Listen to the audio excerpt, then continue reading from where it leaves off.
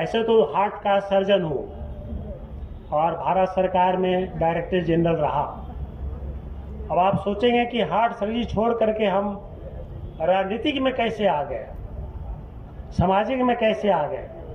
ये भी एक लंबी कहानी है और बहुत सी मानसिकता को जब से 2014 से एनडीए की सरकार आई तब से मानसिक को झंझोर के रख दिया, जबकि इसके सरकार में हम 2019 तक डायरेक्टर जनरल रहे और हमने इनकी मानसिकता को देखी।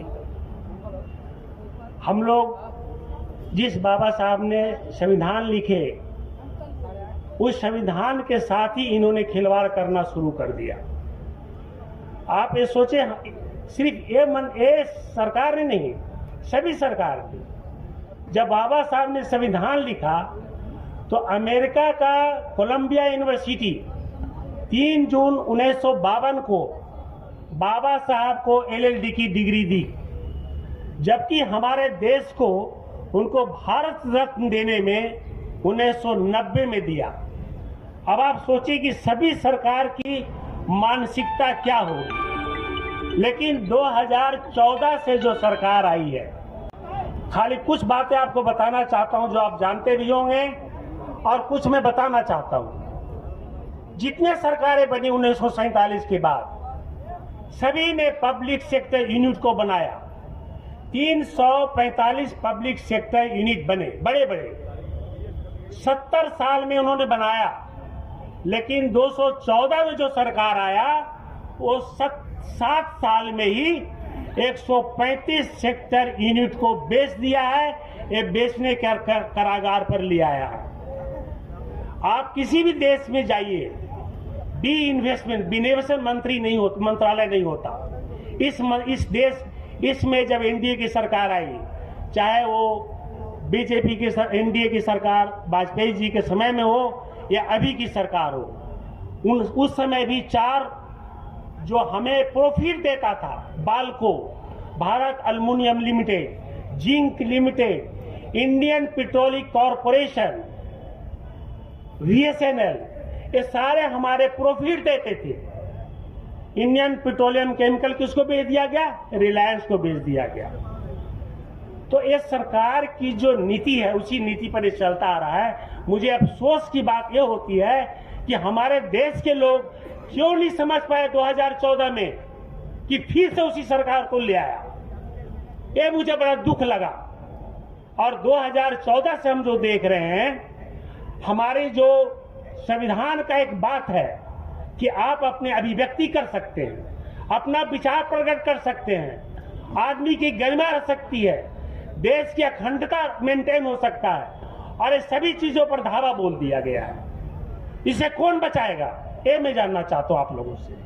अगर आप नहीं सोचेंगे, हम पढ़े लिखे नहीं सोचेंगे, तो क्या वो गरीब लोग सोचेंगे जो इस 7 सालों में हमारे 83 करोड़ लोगों को इन्होंने भिखमंगा बना दिया। अनाज देते हैं, वो बेचारा जब ये भी अनाज देंगे तो खाना खाएगा। आप सोच लीजिए, खाली 83 करोड़ सिर्फ इसलिए लाइन में लगते हैं कि हमको खाना मिलेगा, सरकार से अनाज मिलेगी तो हम खाना खाएंगे। उनको खाना नहीं, उनकी मानसिकता को बर्बाद करके रख दिया। इस बात को आपको सोचना होगा। इस बात को सोचिए कि इसने मानसिकता को खत्म कर दिया। हमारे लोगों को ये कर दिया कि तुम खाओ पियो और जब समय आ जाए तो हमको वोट दे दो। इससे तुम्हारे ज्यादा सोचने समझने की शक्ति नहीं है। तो ये देश एक गर्त में जा रहा है। ये मैं बताना चाहता हूँ आप लोग को। अगर हम लोग पढ़े लिखे लोग अगर नहीं आएंगे फील्ड में, राजनीतिक फील्ड में, अगर इन लोगों को देते रहेंगे, जब तक बहुजनों ने बहुत राज कर लिया, कुछ राज्यों में बहुजनों ने किया, लेकिन क्या दिया बहुजनों को? हमने यूपी देखा, हमने बिहार देखा, बहुत नजदीक से देखा। आज हम एक रिपोर्ट पढ़ रहे थे गूगल्स पर, अमेरिका में 2021 में एक अधिवेशन हुआ मीडिया का। आज मीडिया में कहा गया India is the worst country, सबसे खराब देश है जर्नलिस्ट के लिए, यानी मीडिया के लिए। अगर कोई देश खराब है तो इंडिया भी उसमें एक है। अब आप सोच लीजिए क्या हमारा मीडिया क्या बोलती है, क्या कर सकती है, जब बाहर का देश ये बोलता है।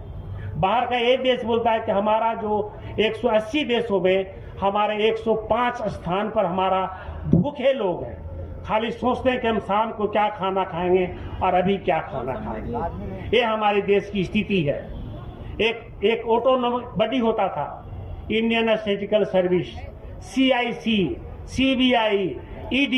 मुझे समझ में नहीं आता कि सरकार इसमें इंटरफेरेंस क्यों कर रही है। इस बात पर आपको सोचना चाहिए कि सरकार इसमें क्यों इंटरफेरेंस कर रही है, इसमें ऑटोनॉमस क्यों नहीं किया गया, क्यों, आखिर क्यों, क्या बात है। मैं एक बात RSS से पूछना चाहता हूं। मैं तो डॉक्टर हूं और ऑपरेशन करता हूं तो खून चढ़ाता हूं, एक आदमी का कान दूसरे खून में, और किसका खून है मुझे नहीं मालूम, हिंदू का है कि मुस्लिम का है। तो मैं RSS लोगों को बता देना चाहता हूं कि भाई, हिंदू का खून मुस्लिम में चढ़ता है और मुस्लिम का खून हिंदू में चढ़ता है। जब दोनों का खून एक दूसरे में जाकर के बचा सकता है तो तुम हिंदू मुस्लिम क्या करते हो, हिंदू मुस्लिम की भाषा क्या बोलते हो। हमारे हर गांव में मुस्लिम रहता है, क्या मैं हर गांव से मुस्लिम को निकाल दूं? हमारे गांव में मुस्लिम और हिंदू भाई भाई की तरह रहता है। ये क्या तुमने एक जन्म, नया चीज को जन्म दे दिया, एक नया चीज को नफरत का जन्म दे दिया। 7-8 साल में इन्होंने एक नफरत का भावना पैदा कर दिया। देश को तो गरीब बना ही दिया, देश को तो बेच ही रहा है, ऑटोनॉमी को तो खत्म कर रहा है और एक नफरत का भावना पैदा कर दिया। देश में जो एकता और अखंडता होनी चाहिए उसको भी उन्होंने खतरे में ला दिया है। इसलिए मैं चाहता हूं, समय आ गया है, ये समय आ गया आप लोगों को सोचने का। और मैं चाहता हूं कि आप सभी पढ़े लिखे लोग हैं, आप सोचिए। मैंने बहुत विचार किया। मैं 2021 में यूपी में घूमा। यूपी में इसलिए घूमा कि ताकि मैं बीजेपी को हरा सकूं। हम लोगों से कहीं चूक हो गई, कहीं अखिलेश यादव जी से चूक हो गई और कहीं प्रशासन से चूक हो गई और अखिलेश यादव जी की सरकार नहीं बन पाई।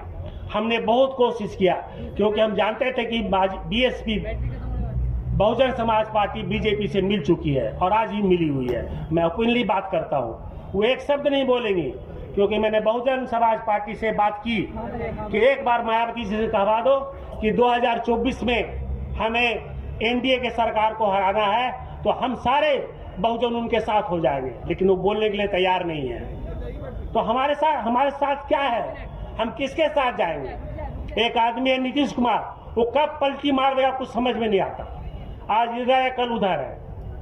तो देश में इस बात को सोचते हुए आपको अच्छा लगे नहीं लगे, मुझे लगता है कि हम पढ़े लिखे लोगों को, ये जितने पुराने नेता हैं इसको हटाइए, सारे नेता, और अच्छे नौजवानों को आना चाहिए पॉलिटिक्स में। पढ़े लिखे नौजवानों को पॉलिटिक्स में आना चाहिए। जब तक आप पढ़े लिखे नौजवान नहीं आएंगे ये पॉलिटिक्स नहीं सुधर सकता। फिर वही लोग रहेंगे जो अपने धन कमाने के लिए, अपना छल प्रपंच करने के लिए, झूठे बोलने के लिए, जुमला बोलने के लिए अपना राजनीति करते रहेंगे।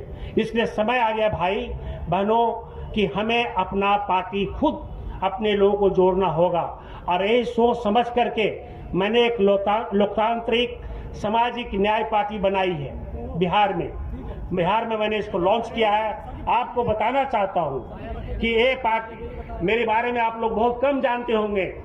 आज सफदरजंग अस्पताल को पता नहीं कितने लोग देखा होगा। एक डिस्ट्रिक्ट हॉस्पिटल था, सिर्फ एक डिस्ट्रिक्ट हॉस्पिटल, आज ये एम्स के बराबर है। सिर्फ एक आदमी के कारण, वो है डॉक्टर जगदीश प्रसाद। अगर एक छोटा सा डायरेक्टर होकर के मैं उसको एम्स के बराबर ला सकता हूं, तो राजनीतिक में अगर हमारे तरफ बहुत सारे लोग आ जाएंगे तो हम देश को पूरा बदल सकते हैं। ये जो राजनीतिक समता बाबा साहब ने दिया, और 75 साल के बाद भी आर्थिक और सामाजिक समता हम लोगों को नहीं मिल पाई। मैं आपको वचन देता हूं कि अगर हमारे नौजवान पढ़े लिखे लोग राजनीतिक ज्वाइन कर लें तो हम समझते हैं कि हमें राजनीतिक नहीं, सामाजिक और आर्थिक समता को लाने में भी 5 साल से ज्यादा नहीं लगेंगे। ये मैं आपको वचन देता हूं, 5 साल से ज्यादा नहीं लगेंगे। एक नीति बदल देगी। जिस दिन हमने कह दिया जिसकी जितनी जनसंख्या उसकी उतनी भागीदारी। मुझे नहीं चाहिए रिजर्वेशन, मैं नहीं चाहता रिजर्वेशन, मुझे कोई रिजर्वेशन नहीं चाहिए, मुझे भागीदारी चाहिए। चाहे वो ठेकेदारी हो, चाहे वो मीडिया हो, चाहे वो फैक्ट्री हो, चाहे प्राइवेटाइजेशन हो, और सारे प्राइवेटाइजेशन को नेशनलाइज कर देना चाहिए। अगर सरकार चाहती है कि हम फिर से सरकार में बने रहे तो उन्हें चाहिए अपनी नीति को बदले और सारा जितना उन्होंने बेचा है सबको नेशनलाइज करे। जो उन्होंने वादा किया, झूठे वादा, 2 करोड़ नौकरी देंगे, 15 लाख रुपया ला देंगे, नोटबंदी करके उन्होंने कम से कम 5 से 6 करोड़ लोगों को बेरोजगार कर दिया। आप सोचिए, आप लोग कितना जुमलाबाजी है, लोगों को ये धोखा देना, नौकरी दे देंगे भाई। आज हमारा देश में 10 करोड़ नौजवान बेरोजगार है। 10 करोड़ नौजवान सोचते हैं कि मैं कहाँ जाऊं, क्या करूं, क्यों नहीं क्राइम बढ़ेगा? बताइए आप, क्यों नहीं क्राइम बढ़ेगा? आज हम लोग, आप लोग सब पढ़े लिखे लोग हैं। मैं चाहता हूं कि आप लोग सब सोचें, आप सब सोचें कि हम लोग सब एक हैं, हम सब मानव एक हैं, कोई अलग नहीं। आज मैं जगदीश प्रसाद हूं, कल मैं जगदीश खान हो जाऊंगा तो बदल जाऊंगा क्या? ये मैं पूछना चाहता हूं आरएसएस वाले से। क्या धर्म की बात करते हो? हमको जो मानना है मानेंगे, जो नहीं मानना नहीं मानेंगे। हो सकता है हम भगवान को नहीं माने, ये तो हमारी मन की बात है।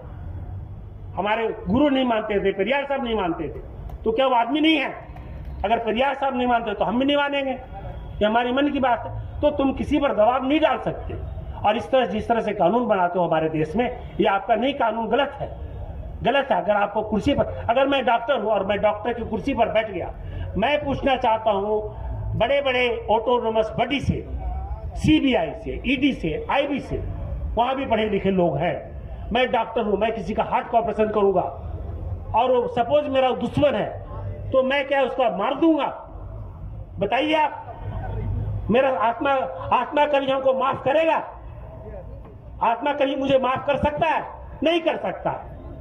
तो हम चाहते हैं सब पढ़े लिखे लोगों को कि आप लोग सोचिए, आज हमारा देश को स्वतंत्रता चाहिए, हमारा देश को स्वतंत्रता अभिव्यक्ति चाहिए, हमारा विचार बदलना पड़ेगा और हमारे देश में जो भी केंद्र सरकार है उसकी अपनी नीति को बदलना पड़ेगा, तभी वो बनी रहेगी।